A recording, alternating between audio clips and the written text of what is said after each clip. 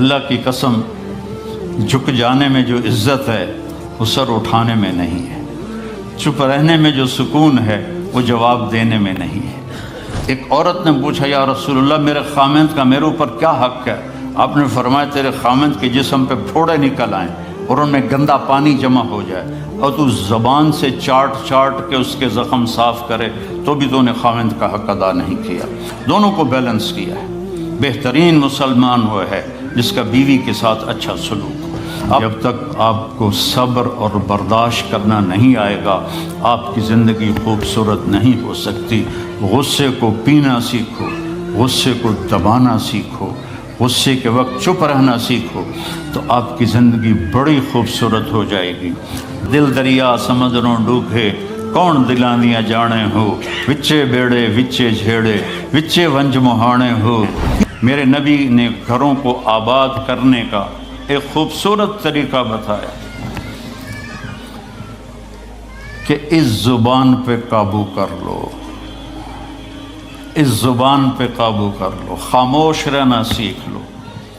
غصے کے بیوی کو غصہ چڑھ جائے تو خامند چپ کر جائے، خامند کو غصہ چڑھے تو بیوی چپ کر جائے تو آپ کا گھر خوبصورت رہے گا۔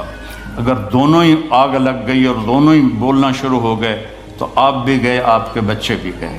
اپنی زبان پہ قابو پانا سیکھو۔ ہماری ایک دھوبن تھی ماسی شریفہ، فوت ہوگی بیچاری، وہ تھی بڑی لڑاکی، چھوٹے قادی آئی تو چنگا شرلی پٹاخہ ہے، تو وہ آئی میری بہن کے پاس، کہتی بی بی میریاں نوواں میرے نال بڑا لڑدیاں، لڑتی آپ تھی، میریاں نوواں میرے نال بڑا لڑدیاں، میں نے کوئی تویز دے کہ ساریاں میریاں نوکر بن جانا۔ اب میری بہن کو تو پتہ تھا کہ ماشاءاللہ آپ سوا سیر ہے، تو میری بہن تویز گنڈے کا ہمارے ملک میں بڑا رواج ہے، تو ایسے الٹی سیدھے لکیریں لگا کے نا تو رول کر کے چھوٹا سا بنا کے نا کہا کہ ماسی جب تیری لڑائی ہونے لگے تو یہ تعویذ تم نے یہاں رکھ لینا اور چک مار لینا ایسے، اور اس کو گرنے نہیں دینا، گر گیا تو وہ تیری خیر کوئی نہیں۔ اور اس نے کیا کیا، اس کو چپ کروانے کا طریقہ، تو تعویذ کی تو بڑی اہمیت ہوتی ہے۔ تو ایک ہفتے کے بعد آ گئی، بی بی تو بڑا چنگا تویز دیتا، ساری لڑائی ختم ہو گئی کیونکہ ماسی شریفہ چپ ہو گئی۔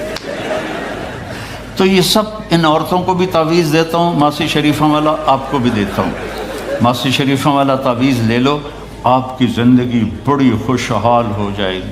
اللہ کی قسم، جھک جانے میں جو عزت ہے وہ سر اٹھانے میں نہیں ہے، چپ رہنے میں جو سکون ہے وہ جواب دینے میں نہیں ہے۔ آپ خاموش رہنا سیکھو، آپ اپنے بچوں کو عزت دینا سیکھو، اپنے بچوں کو ٹائم دیا کرو۔ یہاں مرد کی بھی جاب ہے، عورت کی بھی جاب ہے، تو بچے نظر انداز ہوتے ہیں، ان کو ٹائم دو۔ میرے نبی نے فرمایا اکرموا اولادکم، اپنی اولاد کو عزت دو، اور آپ نے فرمایا خیرکم خیرکم لأہلہ، سب سے بہترین مسلمان وہ ہے جو بیوی سے اچھا سلوک کرے۔ اور ایک عورت نے پوچھا یا رسول اللہ میرے خامند کا میرے اوپر کیا حق ہے؟ آپ نے فرمایا تیرے خامند کے جسم پہ پھوڑے نکل آئیں اور ان میں گندا پانی جمع ہو جائے اور تو زبان سے چاٹ چاٹ کے اس کے زخم صاف کرے تو بھی تو نے خامند کا حق ادا نہیں کیا۔ دونوں کو بیلنس کیا ہے۔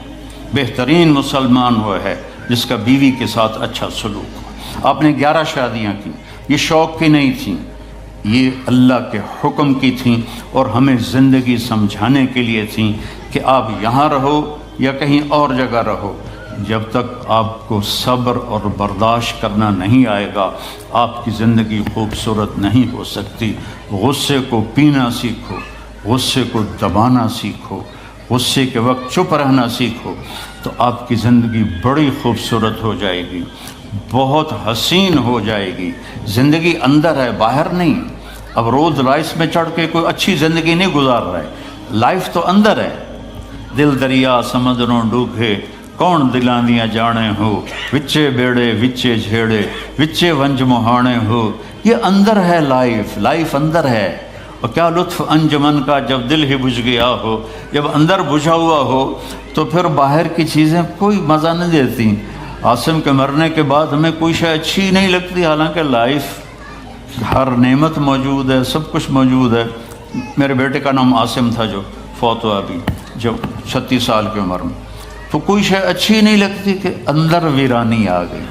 یہ اندر میں خوشحالی ہو، اس کے لیے صرف ایک ہی دوا ہے، وہ ہے محمدی بننا اور محمدی اخلاق کو اختیار کرنا، اللہ کے نبی کے طریقے پر چلتے ہوئے اپنی جان سے لڑائی لڑنا۔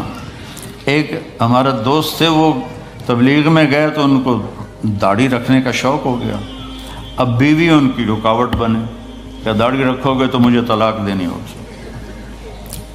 اب وہ کافی دیر بیچارے سوچتے رہے، ایک دن ان کو ترکیب سوچی، آ کے بیگم سے کہنے لگے میرا جی چاہ رہا ہے کہ میں دوسری شادی کروں، لیکن میں سوچتا ہوں پہلے داڑھی رکھوں یا پہلے شادی کروں۔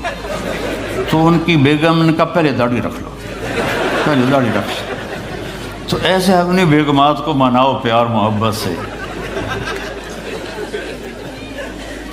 عزت تو نبی کے طریقے میں ہے، نبی کا طریقہ چھوڑ کے میرا والد مجھے ڈاکٹر بنانا چاہتا تھا، تو آج میں یہاں کھڑا ہوتا، اگر میں ڈاکٹر ہوتا، میرا چھوٹا بھائی ڈاکٹر ہے، بہت اعلیٰ ڈاکٹر ہے،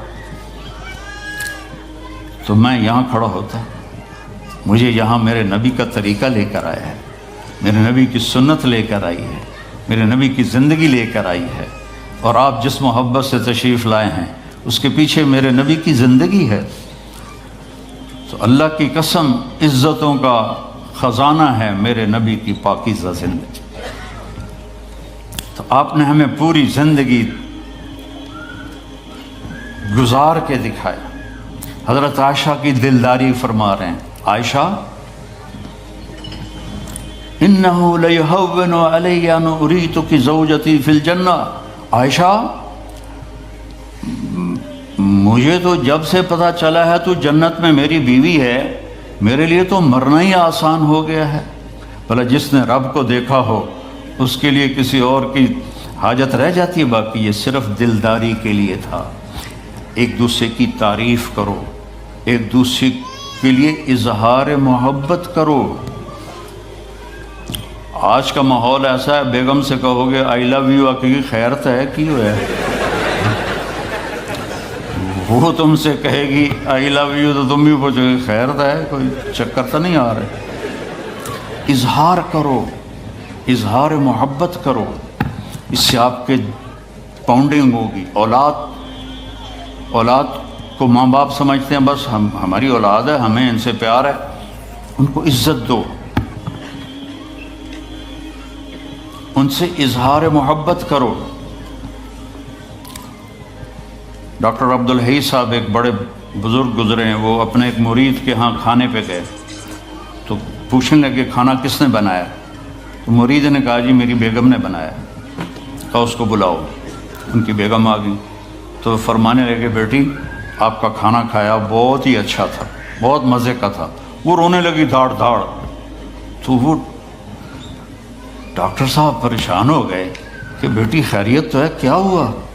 تو وہ کہنے لگی حضرت آپ کے مرید کے پاس مجھے 30 برس ہو گئے، 30 سال، کبھی ایک دن اس نے میری کسی چیز کی تعریف نہیں کی۔ تو اظہار کرو، اظہار کرو۔ حضرت فاطمہ وہاں سے دروازے میں داخل ہو رہی ہیں، آپ کمرے میں بیٹھے ہوئے ہیں یا لیٹے ہوئے ہیں یا کرسی پر ہیں یا زمین پر ہے، جو ہی حضرت فاطمہ تھے تو اب ایسے تیزی سے آگے بڑھتے تھے، وہیں نہیں کھڑے رہتے تھے، اور ایسے حضرت فاطمہ کا ہاتھ پکڑ لیتے تھے اور اس کو یہاں بوسہ دیتے تھے، اور کبھی ماتھے کا بوسہ لیتے تھے، پھر ہاتھ پکڑے پکڑے ان کو ایسے لاتے اور چارپائی پہ بٹھاتے، اس کے بعد خود بیٹھتے تھے۔ یہ میرے نبی کی عزت ہے اولاد کے ساتھ، یہ عزت دو، وہ تمہارے رہیں گے، تمہارے بن کے چلیں گے۔ ان کو نصیحت کی ضرورت نہیں ہے، ان کو تمہارے پیار کی ضرورت ہے۔ اور جب اللہ کے نبی حضرت فاطمہ کے گھر جاتے تو حضرت فاطمہ یہ کرتی تھی، وہ کھڑی ہو جاتی، آگے بڑھ کر اللہ کے نبی کے ماتھے کا بوسہ لیتی، پھر ان کا ہاتھ پکڑ کے ان کو چارپائی پہ بٹھاتی، پھر خود نیچے بیٹھتی تھیں۔ تو اظہار بہت بڑی دوا ہے، بہت بڑی غذا ہے۔ انسان محتاج ہوتا ہے اچھے کیے کہ وہ تعریف چاہتا ہے، خوشامد نہیں ہے، خوشامد حرام ہے، اور تعریف واجب ہے کہ اس کی حوصلہ افزائی کرو۔ تو یہ آپ کے بڑے گھر سے اور بڑی گاڑیوں سے آپ کی زندگی خوبصورت نہیں بنے گی، نبی پاک صلی اللہ علیہ وسلم کی مبارک زندگی کو اپنانے سے آپ کی زندگی خوبصورت بنے گی۔ باقی سب دھوکہ ہے، میرے رب کی قسم، سب فریب ہے۔ کچھ سال پہلے یہاں سے کوئی بڑے تاجر کی بیگم گئیں وہاں لاہور، تو مجھے انہوں نے ملنے کی خواہش ظاہر کی، تو ملانے والے نے کہا کہ یہ خاتون کے جو خامد ہیں وہ پاؤنڈ میں اربوں پتی ہیں، پاؤنڈ میں۔ ٹھیک ہے، وہ آ گئی اور آ کے رونا شروع کر دیا کہ لوگ مجھے سمجھتے ہیں میں بڑی خوش قسمت ہوں، بڑی دولت ہے، بڑی گاڑیاں ہیں، لیکن میں سب کو کیا کروں، میرے خامد کا سلوک ہی اچھا نہیں۔ ہر شے اس نے زیرو کر دی کہ سلوک اچھا نہیں۔ اس کے چند دن بعد ایک اور واقعہ پیش آیا۔ ایک نوجوان میرے پاس آیا کہ حضرت اللہ نے دنیا کی ہر دولت دی ہے، ہر شے دی ہے، لیکن میری بیوی کی زبان 30 فٹ لمبی، میں کہ 29.5 فٹ کٹ دے باقی ران دے، کہ اس کی زبان بڑی لمبی ہے، میں تنگ، اگر بچے نہ ہوتے تو میں اس کو طلاق دے دیتا۔ تو بھائی بہنوں، بچوں بچیوں، اگر زندگی کو خوبصورت بنانا ہے تو نبی کا طریقہ ہے، اللہ کی قسم اس کے سوا کوئی طریقہ نہیں۔